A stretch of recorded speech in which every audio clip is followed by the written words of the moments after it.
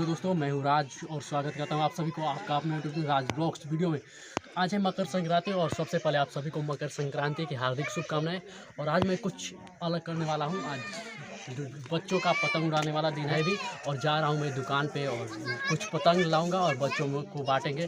तो चलिए, सबसे पहले मैं आपको दुकान पे लेकर चलता हूँ। वहाँ से इतना पतंग खरीद कर लाया हूँ और अभी बच्चों में बांटेंगे। तो चलिए हम लोग बच्चों के पास चलते हैं। पतंग बांटने देखिए, यहाँ पर सब बच्चे आ चुके हैं। यहाँ पर दिखाओ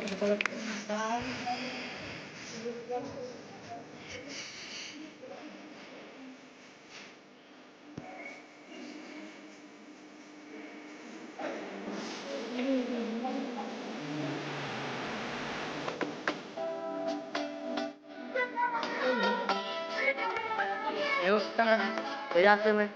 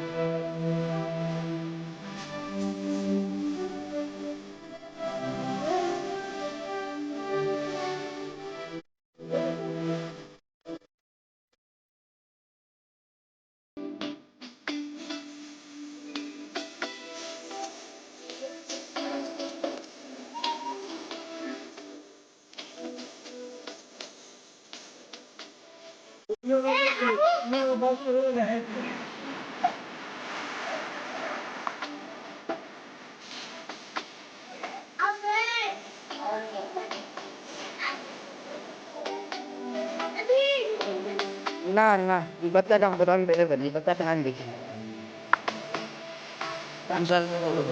Betul lah.